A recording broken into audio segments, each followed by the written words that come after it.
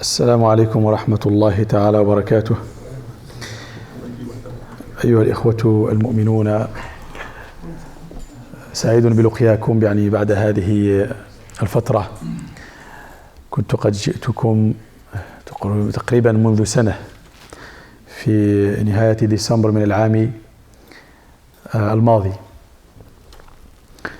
وهذه فرصة إن شاء الله لكي نتلاقى ونتلاقح، وهي صلة للرحم وتذكير أيضا، لعل الذكرى تنفع المؤمنين. الحمد لله رب العالمين، ولا عدوان إلا على الظالمين، والعاقبة للمتقين، وأشهد أن لا إله إلا الله وحده لا شريك له في ملكه ولا مناوئ له في علو شأنه. هو العزيز الذي لا يغلب ولا يذل، وهو الدائم فكل ما سواه زائل مضمحل. هو الذي يقبل التائبين، وهو الذي يغيث المحتاجين، وهو الذي يقسم ظهور الجبابرة المتكبرين. ما لأحد عليه من حق واجب، إن عذبوا فبعدله، وإن نعموا فبفضله، وهو الكريم الواسع. وأشهد أن سيدنا وحبيبنا وعظيمنا محمد رسول الله. اللهم صل وسلم وبارك على سيدنا محمد، ما ذكره الذاكرون وما غفل عنه الغافلون. صلوا على رسول الله. أيها الإخوة المؤمنون الكرام، ربنا سبحانه وتعالى أراد وجعل هذا الدين، دين الإسلام، هو الدين الخاتم للأديان، والظاهر على الأديان، والناسخ للشرائع التي كانت قبله. فهو الدين الذي اكتمل، وهو النعمة التي أهداها الله للعالمين. وقد أورث هذا الدين أمة جعلها وصية على الخلائق. قال ربنا سبحانه وتعالى: ثم جعلناكم خلائف في الأرض من بعدهم لننظر كيف تعملون. هذا الدين عنده خصائص، وعنده كليات ينبغي لنا أن نعرفها كأمة. ومن هذه الخصائص وهذه الكليات الوسطية.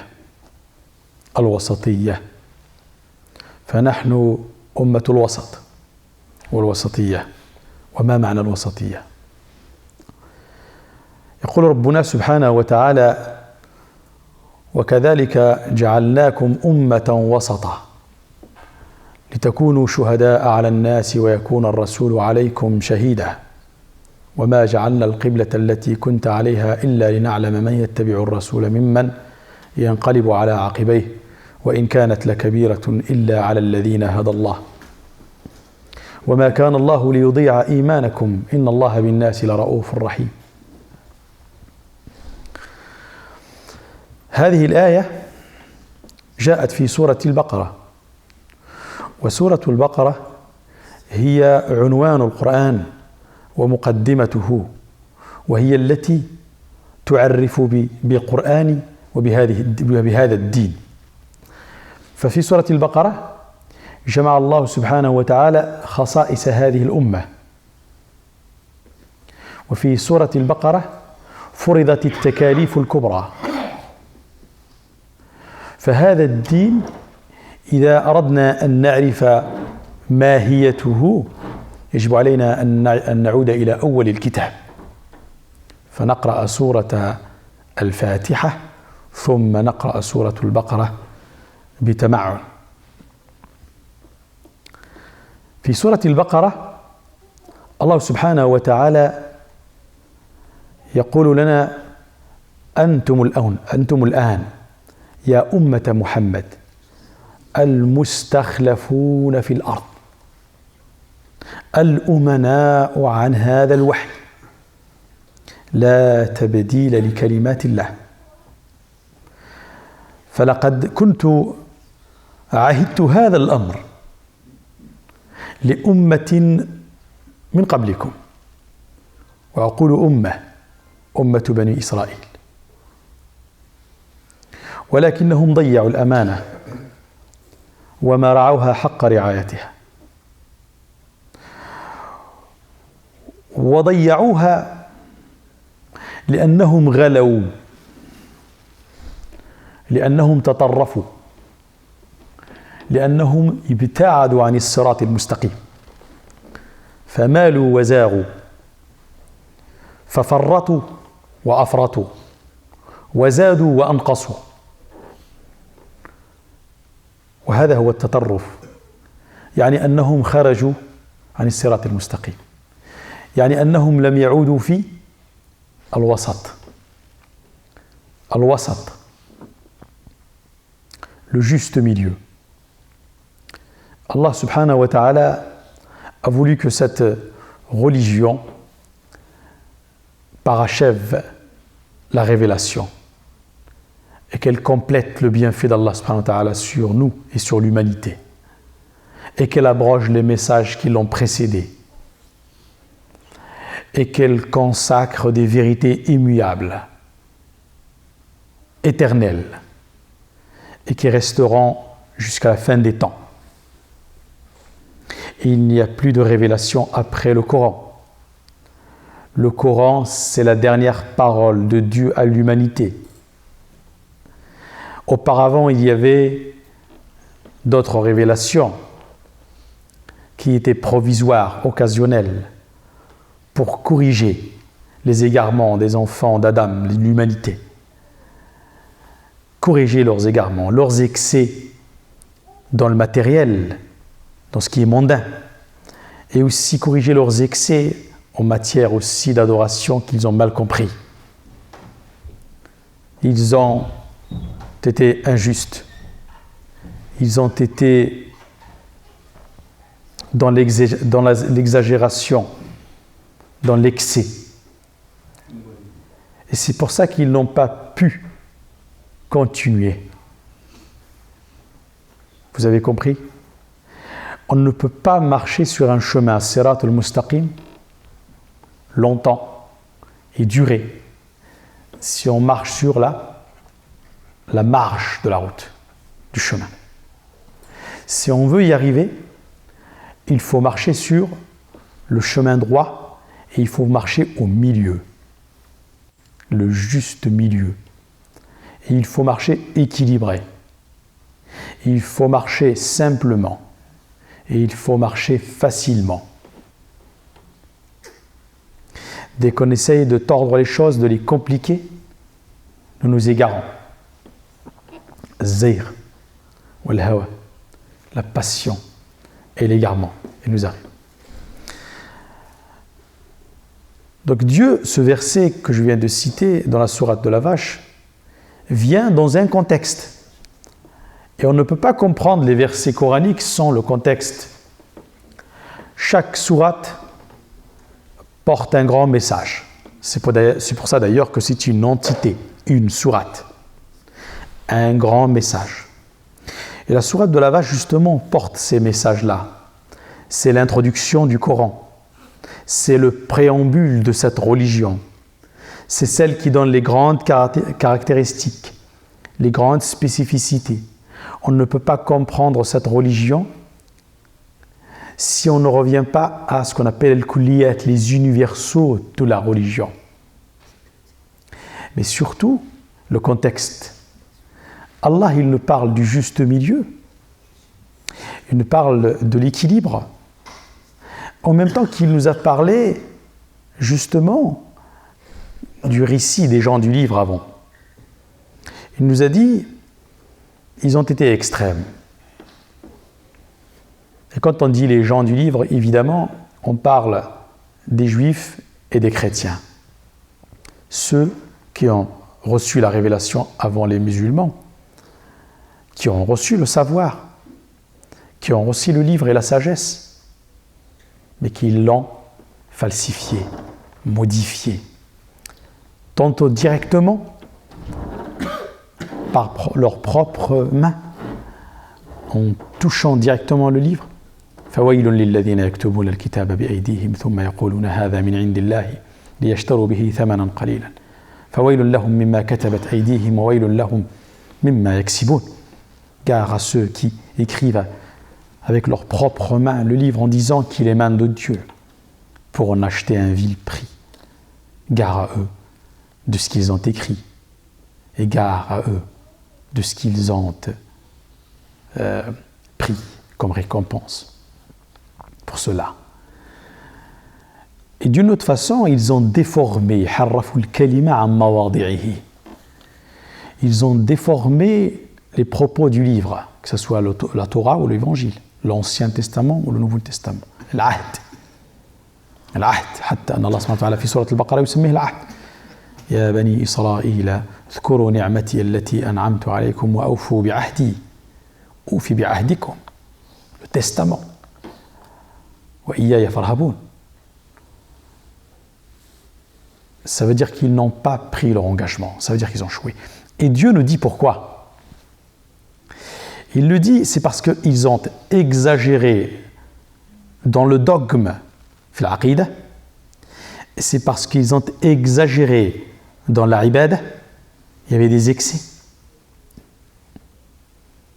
Et c'est parce qu'ils ont eu après cela un comportement vicié. Ils ont exagéré, les gens du livre, dans la aqida,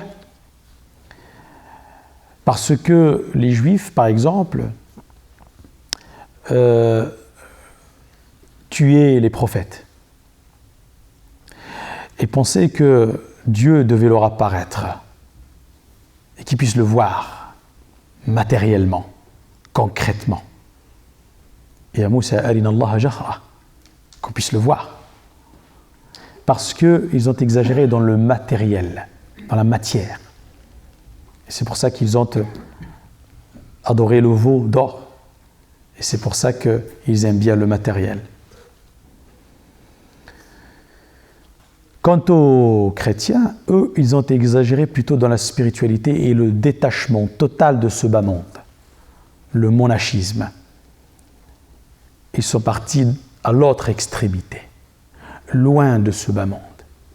C'est parce que Allah subhanahu wa ta'ala avait envoyé Jésus, fils de Marie, justement pour corriger l'excès des enfants d'Israël dans le matériel.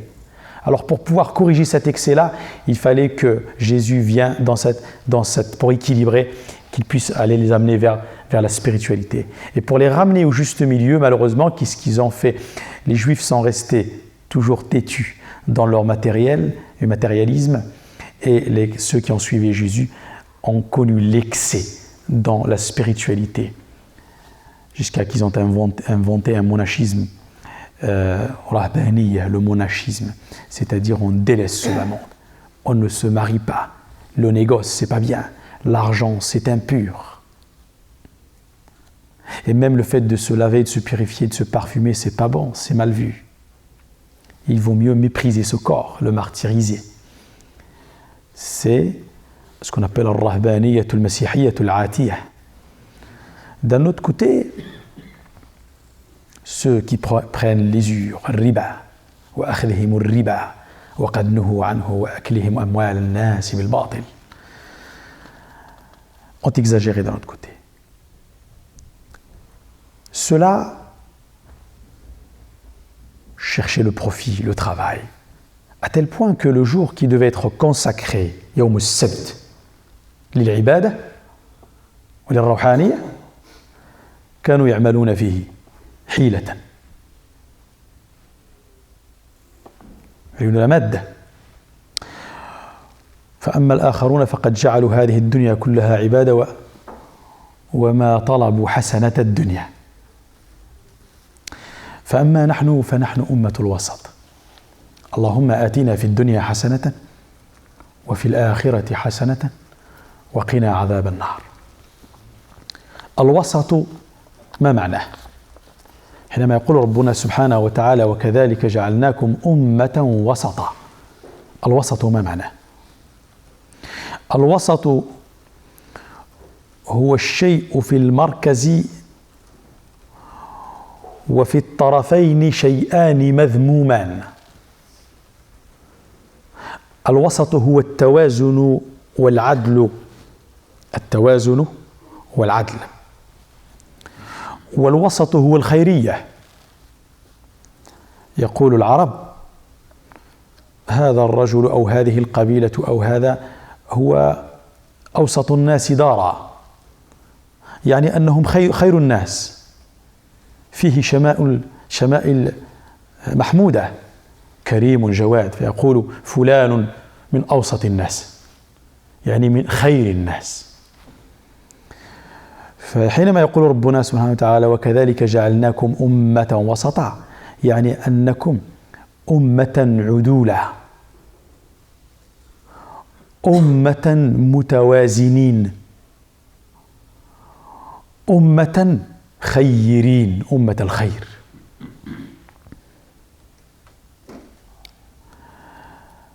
الوسط, c'est aussi pour être des arbitres, pour être des gens justes et pour être des gens juges. Juste, et on ne peut pas juger si on n'est pas juste. Et c'est pour être équilibré.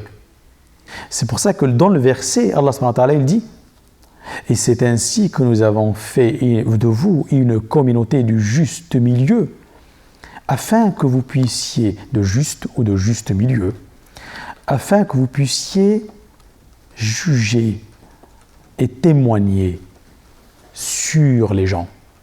Sur les gens. Sur les gens, ça veut dire qu'à un moment donné, vous êtes mieux, mais avec des conditions. Pas parce que seulement vous êtes musulman ou que vous êtes croyant. Non, c'est parce que vous êtes juste, et parce que vous êtes équilibré, et parce que vous n'aimez pas l'excès, et parce que vous suivez la guidance du prophète sallallahu alayhi wa sallam qui est toute facilité. Le prophète sallallahu alayhi wa sallam يقول لنا: إن هذا الدين يسر فتوغلوا فيه برفق وما شاد أحدكم في الدين إلا غلبه. Le prophète sallallahu alayhi wa sallam nous dit: sachez que cette religion est une facilité et facile tout entière. Et que, alors, pratiquer cette religion avec douceur et bienveillance. Ça veut dire sans exagération, sans excès. Birifq. Et quiconque d'entre vous essaye de compliquer la religion et de la rendre difficile, c'est la religion qui le vaincra.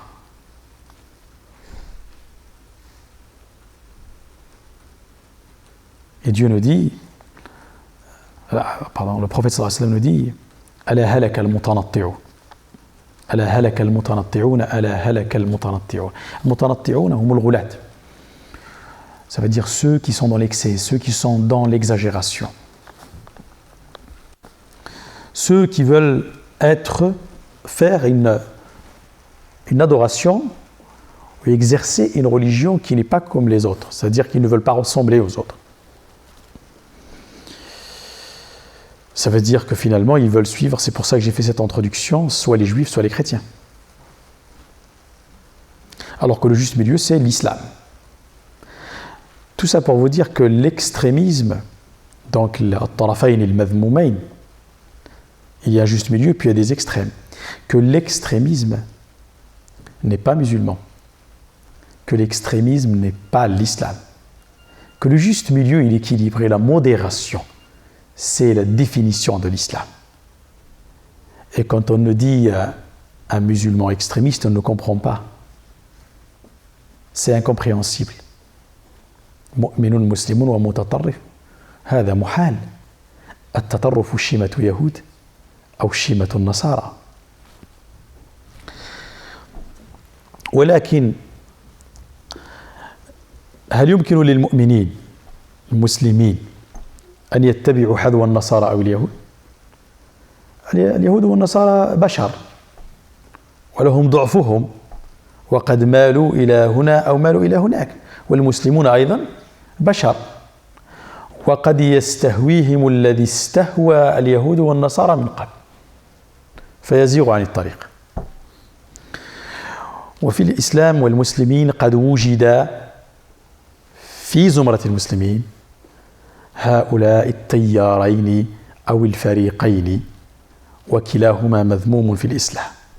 فمنا من تطرف منذ بداية الإسلام هناك من تطرف حتى في زمان رسول الله صلى الله عليه وسلم. في زمان رسول الله صلى الله عليه وسلم كان هناك من يرى أن النبي صلى الله عليه وسلم لا يتعبد كما ينبغي. رأيتم نبأ الثلاثة النفر الذين جاءوا إلى رسول الله صلى الله عليه وسلم فسألوا أمنا عائشة، لأن النبي صلى الله عليه وسلم لم يكن هنالك، عن عبادة رسول الله صلى الله عليه وسلم. فقالوا: ما هي عبادة رسول الله صلى الله عليه وسلم؟ فأخبرتهم بحال رسول الله صلى الله عليه وسلم، فقالوا: وكأنهم قد تقالوها، وأين نحن من رسول الله؟ فقد غفر له ما تقدم من ذنبه وما تأخر. فأما أنا، قال أحدهم: فأما أنا فأصلي ولا أرقد. وقال الآخر: فأما أنا فأصوم ولا أفطر، أصوم الدهر. فقال الثالث: أما أنا فلا أتزوج النساء. شنو هذه؟ شنو هذا؟ هذا تطرف في الروحانية، في العبودية. ظنوا أن الغلو في العبودية مزية تقربهم إلى الله، وإنما هذا باعدهم عن الله سبحانه وتعالى، لأن هذا تطرف وغلو. ولن يستطيع هؤلاء الشباب أن يسيروا في طريق العبودية إلى أن يصلوا أبدا. وما شاد أحدكم في الدين إلا غلبه. ونحن نرى هذا، نشاهده كثير من الشباب نراهم متحمسين، فترى يتعبد ويقول هذا حرام وهذا لا يجوز، فعل ذلك لمدة سنة أو سنتين أو ثلاث، ثم تراه ينصرف من المساجد وينقص عمله هكذا. أخبرنا رسول الله صلى الله عليه وسلم عن ذلك. أخبرنا رسول الله صلى الله عليه وسلم عن ذلك، وأنه سيكون في أمته ذلك. لما كان رسول الله صلى الله عليه وسلم يقسم غنائم حنين بعد معركة حنين، كان يقسم الغنائم، فجاءه رجل يدعى ذو الخويصرة، فقال للنبي صلى الله عليه وسلم: شوفوا، تعالي حتى على النبي. سأعود للقصة الأولى إن شاء الله، ما زال ما كملتهاش. تعالي حتى على النبي صلى الله عليه وسلم. يقول له ذو الخويصرة حينما كان يقسم رسول الله صلى الله عليه وسلم الغنائم، قال له: اعدل يا محمد، اعدل، فهذه قسمة ما أعدل فيها وما أريد بها وجه الله. فاحمر وجه رسول الله صلى الله عليه وسلم وقال: ويحك، من يعدل؟ من يعدل إن لم أعدل أنا؟ فأراد الصحابة أن يضربوه أو يوبخوه، فنهاهم رسول الله صلى الله عليه وسلم عن ذلك، وقال له لما انصرف: سيخرج من ضئضئ هذا قوم تحتقرون صلاتهم أو تحقرون صلاتكم مع صلاتهم، وصومكم أو صيامكم مع صيامهم، يقرؤون القرآن لا يتجاوز حناجرهم، يمرقون من الدين كما يمرق السهم من الرمية. فأما النفر الثلاثة فقد ذهب النبي صلى الله عليه وسلم إلى منبره وخطب فيهم وخطب في الناس، قال: ما بال الشباب الثلاثة؟ والله إني لأخشاكم لله وأتقاكم، ولكني أصلي وأرقد وأصوم وأفطر وأتزوج النساء، فمن رغب عن سنتي فليس مني. Bien sûr, pour l'exagération dans la spiritualité, la pratique religieuse, c'est déconseillé, parce que pour rester dans le juste milieu, Il faut faire une pratique modérée, juste et continuelle, et surtout bénéfique. Et que quand on fait la prière, ou alors quand on donne les sadaqat, et quand on fait le jeûne, on fait ça avec modération, mais on continue. On adore Dieu en permanence. C'est pas on va venir comme ça, on va adorer Dieu quelques mois, quelques années, on va exagérer, puis après, hop, on va disparaître. On ne plus nous voir. Il s'agit d'adorer d'Allah subhanahu wa ta'ala, et surtout que cette adoration et cette spiritualité ne soient bénéfiques. Donc, ces 3 jeunes qui sont venus voir le prophète sallallahu alayhi wa sallam, ils vont questionner la mère des croyants, min wara'i hijab, pour lui dire comment est l'adoration et la spiritualité du prophète sallallahu alayhi wa sallam. Mais quelle était leur intention? C'est comme s'ils voulaient concurrencer le prophète sallallahu alayhi wa sallam. Est-ce que vous avez compris? Il y a des gens qui considèrent que la religion, c'est il faut se concurrencer. Oui, il faut se concurrencer, mais avec intelligence. Mais il faut pas, c'est pas une course.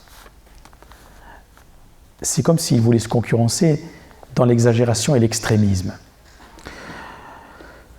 Et là, quand la mère des croyants leur a dit comment il était de son adoration et sa pratique religieuse, c'est comme s'ils étaient déçus. Et ils ont dit, l'un d'entre eux a dit, moi, je vais prier en permanence. Je ne vais jamais me reposer. Un autre a dit, moi je vais jeûner tout le temps. Je ne mangerai que très rarement. Un autre a dit, moi je ne vais pas me marier avec les femmes. Ça veut dire quoi ça? Ça veut dire qu'il veut faire un monachisme. Ça veut dire qu'il faut faire ce qu'on appelle le célibat. Pas de mariage. Le prophète sallallahu alayhi wa sallam s'est fâché contre ça.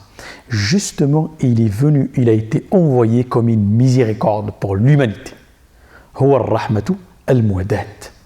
C'est la miséricorde offerte. Wa ma arsalnaka illa rahmatan lil alamin. Parmi ces caractéristiques, le prophète sallallahu alayhi wa sallam, et ces caractéristiques-là d'ailleurs, ont été mentionnées dans la Torah et dans l'Évangile.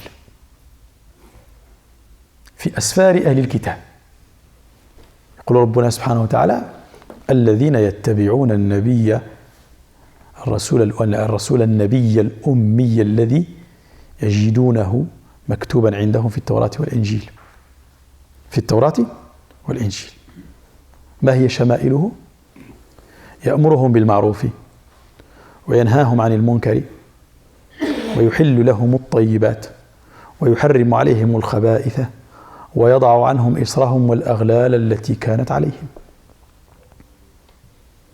إذن فأهل الكتاب أهل التوراة والإنجيل كانوا يعرفون النبي صلى الله عليه وسلم وأن هذه صفته وكانوا ينتظرونه ويرجون مجيئه فيقولون متى يأتي. نعم، حتى أن عيسى المسيح ابن مريم جاء مبشرا برسول الله صلى الله عليه وسلم. قال ومبشرا برسول يأتي من بعد اسمه أحمد. مبشرا يعني هي بشارة. لماذا؟ لأنه سيخفف عنهم إصرهم وغلوهم وتطرفهم.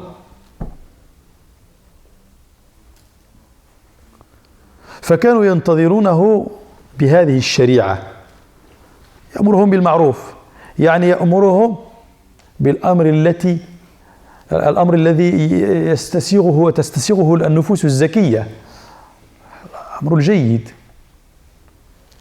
بالمعروف الذي تقبله الفطرة، وينهاهم عن المنكر الذي تنكره الفطرة، فهذا منكر. القتل منكر، الزنا منكر، السرقة منكر، وهكذا في كبار الأمور وصغارها منكر تنكره النفوس الزكية. فديننا نحن دين الفطرة، دين يتماشى مع طبيعة الإنسان.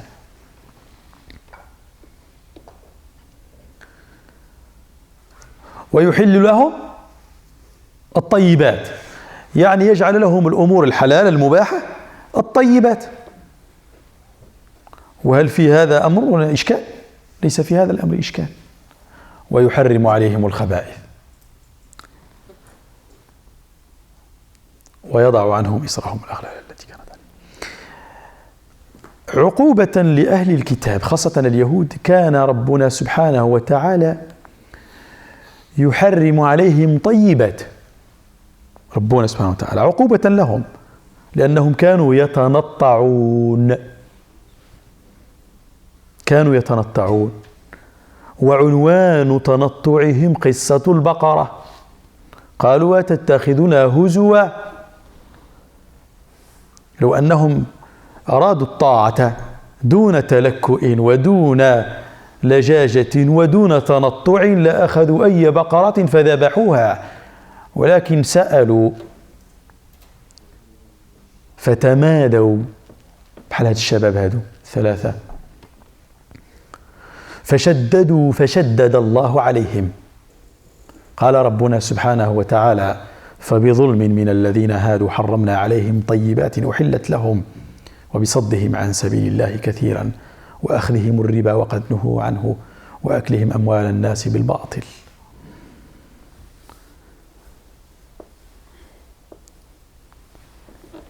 Allah il dit par injustice des gens des livres, nous leur avons interdit des choses qui étaient bonnes pour eux.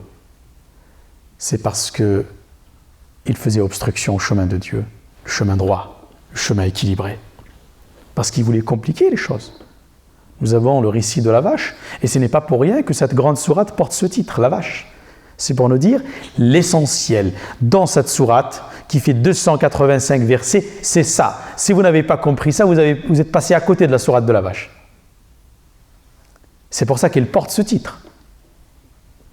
Ça veut dire, vous allez lire la sourate de la vache et vous allez y trouver takalif, fil ibada ou fil mu'amala, dans l'adoration, la spiritualité, et aussi dans les obligations et le comportement avec les autres, le commerce, le mariage, le divorce, etc., etc. Et dans tout ce qu'on va trouver fait takalif, on va trouver qu'Allah subhanahu wa ta'ala va nous interdire des choses qui sont mauvaises pour nous. Al-khamru wal-maysiru, et qu'il va nous autoriser des choses qui sont bonnes pour nous.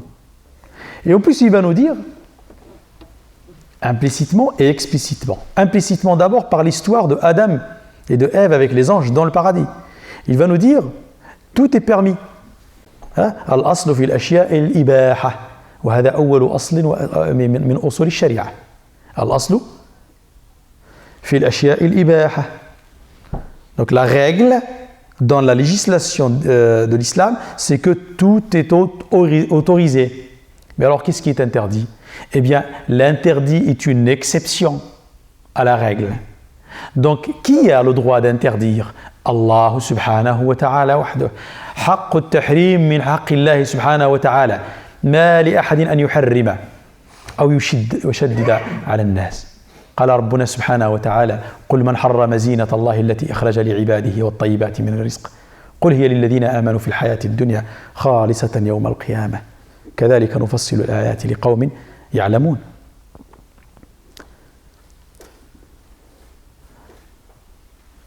فالنصارى إذن غلوا وتطرفوا، فكان من بني جلدتنا من المسلمين من غلا وتطرف. فوما الذي قاله أهل الكتاب؟ قالوا نحن أبناء الله وأحباؤه. Nous sommes les fils de Dieu et ses préférés. Exagération ou pas exagération dans le dogme? Exagération et extrémisme. Et le reste de l'humanité, alors, on en fait quoi? Si les chrétiens et les juifs sont les enfants de Dieu et ses bien-aimés, qu'est-ce qu'on fait du reste de l'humanité? Quelle exagération! وقالوا لن تمسنا النار إلا أياما معدودة. Est-ce que nous avons dans la communauté musulmane des gens qui disent que nous sommes le groupe sauvé, les préférés de Dieu? Nous les avons. Ils exagèrent. Ils considèrent la majorité des musulmans comme des gens égarés. Des gens pervers. Et des gens, malheureusement, qui ne sont pas vraiment musulmans, voire qui ne sont pas vraiment croyants. des gens qui peuvent accuser des savants, des alliés de Dieu, des fidèles serviteurs, en les accusant et en les rejetant de la religion. Ce n'est pas étonnant, parce que les Juifs avant eux, ils tuaient les prophètes. Ils tuaient les gens qui ordonnaient le bien.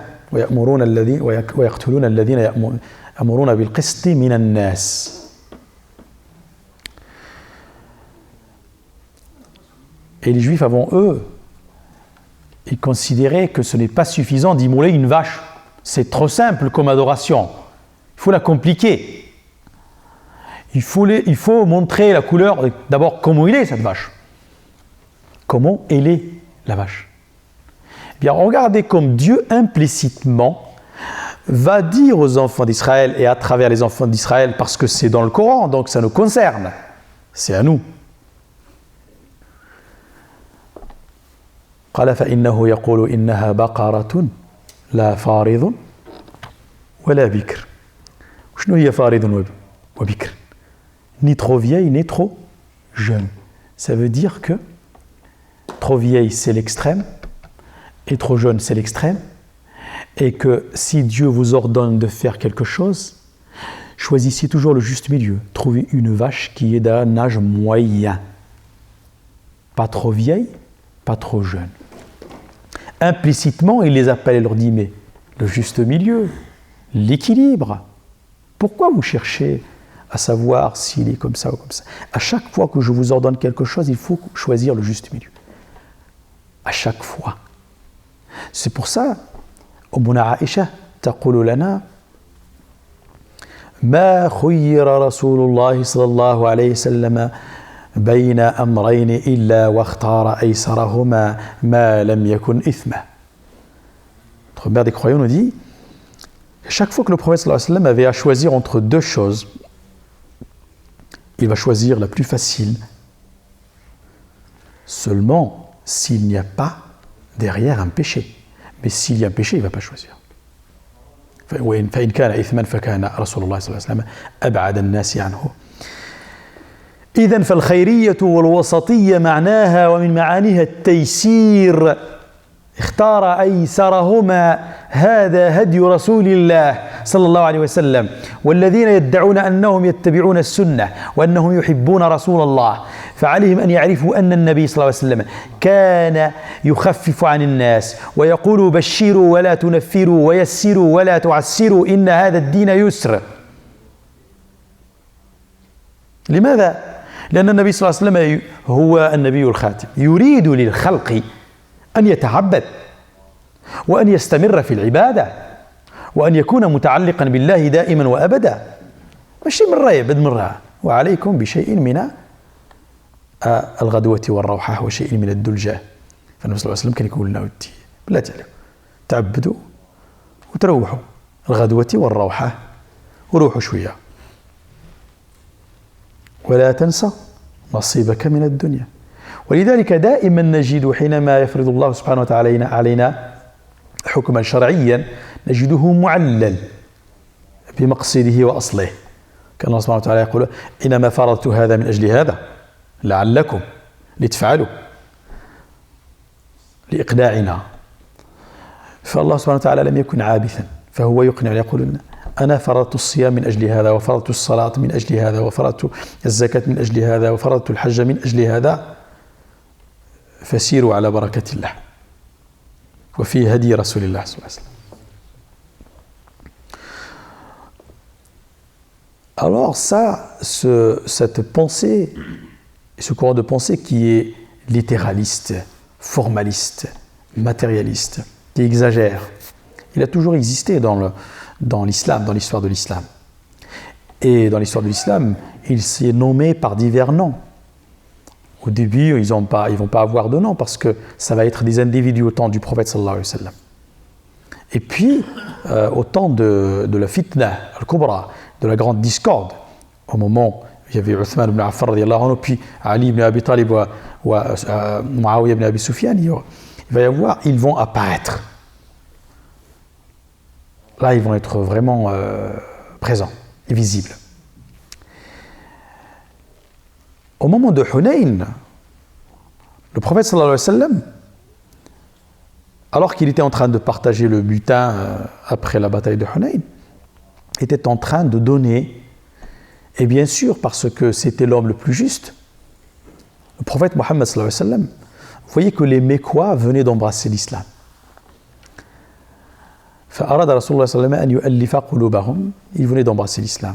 Les immigrés, les Ansar, ils connaissent le prophète, ils sont solidement ancrés dans l'islam.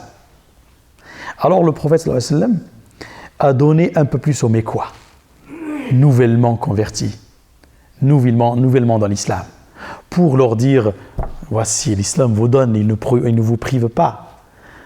Il ne vous prive pas. Alors bien sûr, il va donner aux gens de la Mecque plus. Et bien sûr, parmi les gens, mais surtout un qui est important, qu'il faut mentionner ici, un homme qui s'appelait Dhul Khuwaysira. C'est-à-dire qu'il avait une déformation dans son bras, et que son bras ici, on dirait qu'il n'y avait pas d'os dans son bras, et c'était gonflé. On dirait le sein d'une femme, c'était assez gonflé comme ça. Et d'ailleurs, c'est pour ça qu'on l'appelait Dhul Khuwaysira. Il était connu comme ça. Et cet homme va dire au prophète sallallahu alayhi wa sallam, tu n'as pas été juste dans le partage du butin. Ce partage que tu as fait, en vérité, tu n'as pas voulu dans ce partage la face de Dieu. C'est comme si Dhul Khuwaysira voulait être plus fidèle à Dieu que le prophète, plus juste que le prophète, plus vertueux que le prophète sallallahu alayhi wa sallam. Mohammed sallallahu alayhi wa sallam va se fâcher contre lui et il va lui dire qui peut être plus juste si je ne suis pas juste moi. Et bien sûr, les compagnons autour de lui vont essayer de le frapper, mais le prophète sallallahu alayhi wa sallam va le protéger en lui disant laissez-le. Et quand il va partir, il va dire aux compagnons, il y avait pas mal de compagnons qui ont écouté ça. Et c'est eux qui nous ont rapporté cette histoire. Donc il y avait Omar, il y avait Khalid, il y avait Ali, il y avait pas mal de compagnons, radiyallahu anhum, qui ont écouté cette histoire. Il va leur dire, va sortir de cet homme. Alors, ça ne veut pas dire forcément que c'est sa progéniture, que c'est ses enfants, mais peut-être de son appel et de sa prédication. Son appel et sa prédication. Les piles ? لا حرج في ذلك.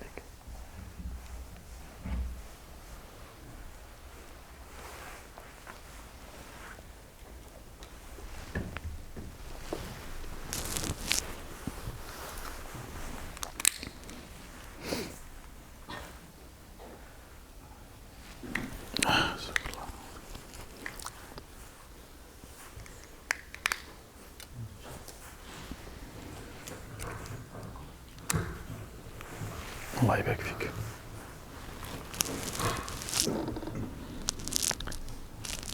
Il va leur dire donc que de cet homme-là sortira un groupe. Et le prophète sallallahu alayhi wa sallam va donner sa définition de ce groupe-là. Il va dire aux compagnons, vous allez considérer que votre prière, vous allez la mépriser en disant, ces gens-là prient une prière qu'on ne peut pas prier. Et qu'ils jeûnent un jeûne qu'on ne peut pas jeûner. On va se fatiguer avec ces gens-là. Mais le prophète sallallahu alayhi wa sallam va dire Yaqra'una al-Qur'an. Ils récitent le Coran. Et d'ailleurs, ce groupe-là, à un moment donné, on va les appeler al-Qurra. C'était des gens qui apprenaient le Coran par cœur et qui le lisaient et qui le récitaient en combattant l'ennemi. Mais le prophète sallallahu alayhi wa sallam va dire ils récitent le Coran, mais ils ne traversent pas leur gorge. Ils sortiront de la religion comme la flèche sortirait de son arc quand on la tire. Alors regardez cette image. Quand on tend l'arc à l'extrême, qu'est-ce qu'elle fait la flèche ? Elle part. Eh bien c'est comme ça dans la pratique de la religion. Quand on exagère, quand on tend à l'extrême, celui qui fait cette pratique-là va sortir de la religion. C'est pour ça que cette exagération-là, en fait, ne mène à rien. Mais pourtant, c'est une pensée qui existe. C'est une pensée qui existe. Et il y a des gens qui vont essayer d'imposer même cette façon de pratiquer et de comprendre la religion au reste des musulmans. On va les appeler plus tard al-Khawarij. On va les appeler plus tard al-Haruriyya. Et ils vont apparaître dans l'histoire musulmane à chaque fois. Et il y aura toujours des savants musulmans qui ont compris les caractéristiques de cette religion, qui savent que c'est la religion de l'équilibre, loin des excès, qui ont toujours les combattre. Et les premiers à les combattre, justement, c'est les compagnons. Et c'est Ali ibn Abi Talib, radiyallahu anhu. Il va les combattre. Il va d'abord essayer de les raisonner. Il va leur envoyer Abdullah ibn Abbas, رضي الله عنه ترجمان القرآن وحبر الأمة فقال له لا تأخذهم بالقرآن فإن القرآن حمال أوجه ولكن خذهم بالسنن قل لهم كان رسول الله يفعل كذا وكان يفعل كذا وكان يفعل كذا. لماذا؟ لأن السنة شارحة للقرآن وهؤلاء قراء يريدون أن يفهموا القرآن على هواهم كما يريدون. فالقرآن حمل أوجه وهؤلاء حرفيون يعني يريدون أن يفهموا القرآن بحرفية. ما معنى ذلك؟ في قضية التحكيم تعرفونها في الفتنة الكبرى قالوا لعلي بن أبي طالب أتحكم الرجال أتحكمون الرجال في قضية إن الحكم إلا لله فالله هو الذي يحكم وتحكمون الرجال القضاة الحكم لله. عجيب أمرهم إن الحكم إلا لله. فأخذ علي القرآن ووضعه أمامهم وقالوا حكموا القرآن. فلما أرادوا أن يتكلموا قال لا أنتم رجال لا تتكلموا القرآن هو الذي سيتكلم فليتكلم وليحكم. فقال لا بد للرجال أن يتكلموا. إذن قال فهذا الذي فعلناه لقد حكمنا الرجال ولكن بكتاب الله. عجيب أمرهم. تطرف عجيب تطرف نصي تطرف شكلي عجيب. الغلو والتطرف والتنطع نابع من عقيدة مهزوزة.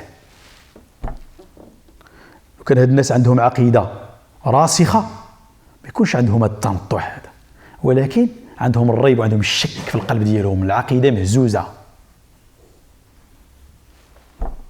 ولذلك قال اليهود بنو إسرائيل أتتخذنا هزوا لأن عندهم ريب وشك ما عندهمش عقيدة. ولذلك الله سبحانه وتعالى قبل أن يأتي إلى مسألة الطاعة في قضية البقرة تكلم عنهم في قضايا العقيدة قالوا أرنا الله جهرا عندهم شك.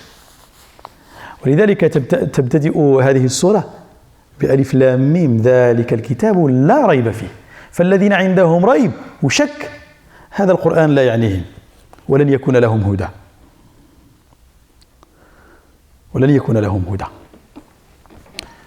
Donc la guidance du prophète sallallahu alayhi wa sallam, justement, c'est celle-là. La guidance du Coran, c'est celle-là. C'est pour les pieux, pour les gens qui ont une bonne conviction, une bonne certitude au niveau du dogme et de la foi. Et quand Allah va leur ordonner quelque chose, ils savent que c'est un bien pour eux, alors ils vont le prendre. Ils vont le pratiquer doucement, mais sûrement. Doucement, mais sûrement. Donc pour revenir aux Khawarij, Ali ibn Abi Talib, ils étaient avec lui dans son clan pour faire la discorde et la fitna. Et ils savaient qu'ils étaient dans son clan. Mais à un moment donné, comme ils vont lui compliquer la vie, il va les combattre. Il va les combattre parce que c'était impossible de les raisonner. Impossible de les raisonner. Il va les combattre dans une bataille qu'on appelle An-Nahrawan.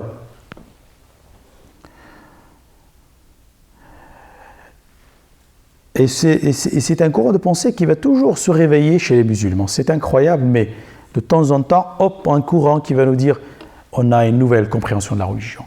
Les savants d'avant et d'aujourd'hui, ils ont tout faux. On a raison. C'est nous qui allons vous expliquer la religion. On va toujours. Alors attention, Ce que je suis en train de vous exposer là, ici, c'est les graines qui font l'extrémisme, les graines qui font le radicalisme. Les gens parlent du radicalisme matin, midi, soir. Vous allez le trouver de partout. Radicalisme, radicalité, extrémisme, etc. Mais ils ne savent pas d'où ça vient. Et qu'est-ce que ça veut dire? D'abord, on vient d'expliquer dans cette conférence que le radicalisme, c'est humain et que ça a touché les juifs et les chrétiens avant. C'est un phénomène humain. Et que parmi nous, chez les musulmans, ce courant de pensée, il a existé et qu'il existe, mais qu'il est minoritaire. Et que les musulmans, les savants musulmans, ont toujours essayé d'éradiquer et de combattre. Les compagnons l'ont combattu. Les savants l'ont combattu par le savoir, par la lumière, et parfois ils n'avaient pas le choix, ils l'ont combattu carrément avec les armes. فالنبي صلى الله عليه وسلم يدعونا إلى التوازن وإلى الاعتدال وإلى التيسير لكي نصل إلى بر الأمان. فالمؤمنون دائما يجب أن يكونوا عدولا. قال ربنا سبحانه وتعالى في قصة أصحاب الجنة في سورة القلم قال أوسطهم ألم أقل لكم لولا تسبحون. من الذي قال هذا؟ قال أوسطهم. هذه القضية ديال الوسطية مهمة جدا. قال أوسطهم يعني خيرهم وأعدلهم وأيسرهم. ألم أقل لكم لولا تسبحون. فالوسطية دائما عنوان الإسلام، والاعتدال عنوان الإسلام وخاصية من خصائصه، ولا يجب علينا أن نحيد عنها قيد أنملة. ولذلك أيها الإخوة، حينما نقول نحن أننا كمسلمين نحارب التطرف ونحارب الغلو، نحن نفعل ذلك من أجل لإرضاء من؟ نحن لا نريد إرضاء أحد، نحن نفعل ذلك لأن هذه نبتة خبيثة في أرض الإسلام يجب أن نجتثها. فهذا أول من يعني يعاني من التطرف هم المسلمون، لأنها نبتة غريبة وخبيثة في أرض الإسلام الطيبة. فنحن لا نفعل ذلك لأن هناك آخرون يقولون التطرف الإسلامي، فنحن أولا نقول لهم إن التطرف يهودي ونصراني، هذا أولا، وهذه شيمته وخصيصته. ثم نقول لهم ونبين لهم أين يكمن تطرفهم وغلوهم. نقول لهم ماذا يقولون هم في قضايا العقيدة. فأما اليهود فكانوا يقتلون الأنبياء ولا يرون أن لهم قدسية وعصمة، وأنهم قد يخطئون، ويرون في عقائدهم أن الله سبحانه وتعالى قد يصيبه العياء، اللغوب، يعيا ويسترح. عجيب. ويرون أيضا أن الله الخالق هم أبناؤه وأحباؤه، حتى قال النصارى أن عيسى ابن الله. فاليهود يرون أن عيسى ابن زانية أكرمكم الله،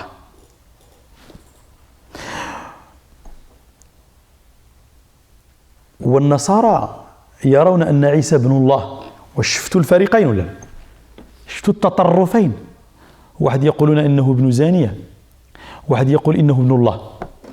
فأين الوسط؟ ما يقوله الإسلام: عيسى ابن مريم رسول الله وكلمته. عيسى ابن مريم لا هو ابن الله ولا هو ابن زانية، حاشا المريم البتول.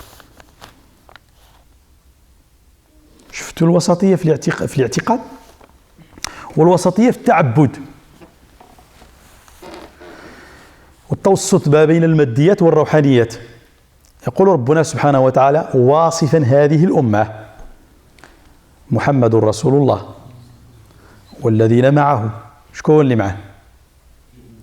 مسلمين أتباعه، أشداء على الكفار رحماء بينهم، تراهم ركعا سجدا يبتغون فضلا من الله ورضوانا، سيماهم في وجوههم من أثر السجود. ما هذا؟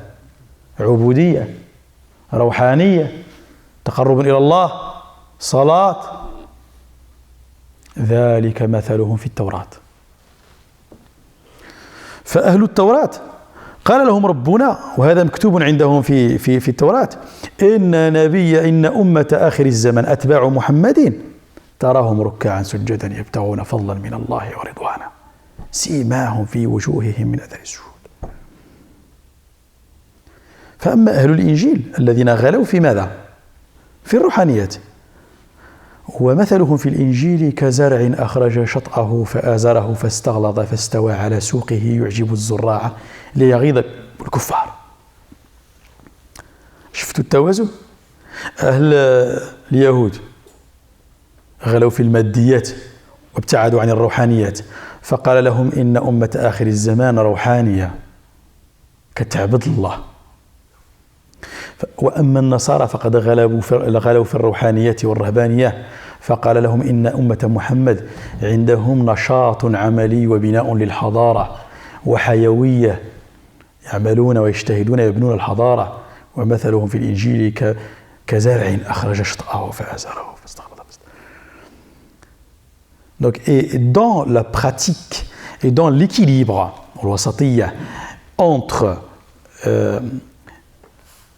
la spiritualité et le matérialisme, le matériel, donc quand on dit le matérialisme, ça veut dire chercher à satisfaire le corps parce qu'il est de matière ici-bas avec les biens de cette terre, l'or, l'argent, la nourriture, etc. C'est ça le matérialisme. Et la spiritualité, c'est chercher à satisfaire l'âme au détriment du corps. Et l'wasatiyya, justement, c'est celle qui prend en considération que l'homme, c'est une entité équilibrée entre le ruh et le jasad. Et que donc il faut équilibrer cet être. Il ne faut pas qu'il y ait une exagération. Sinon, il ne peut pas poursuivre. Alors, Allah il nous dit, dans le Coran, la communauté de Muhammad sallallahu alayhi wa sallam, ils sont durs envers les mécréants au cœur voilé, ils sont miséricordieux entre eux.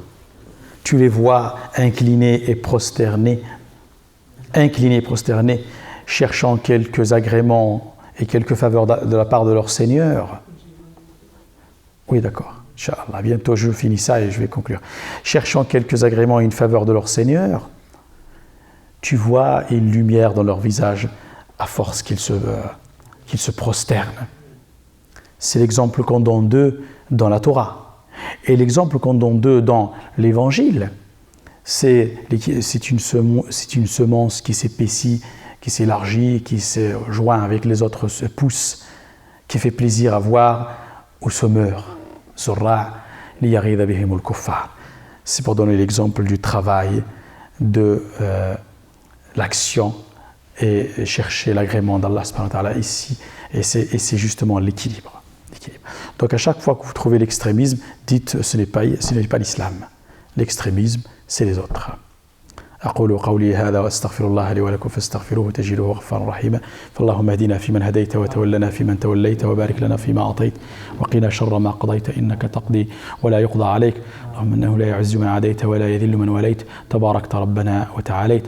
اللهم رد بنا إلى الإسلام ردا جميلا.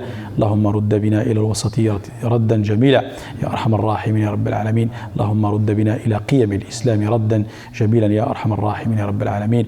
اللهم بصرنا بعيوبنا. اللهم أرنا الحق حقا وارزقنا اتباعه وأرنا الباطل باطلا وارزقنا اجتنابه يا أرحم الراحمين يا رب العالمين. سبحان ربك رب العزة عما يصفون وسلام على المرسلين والحمد لله رب العالمين.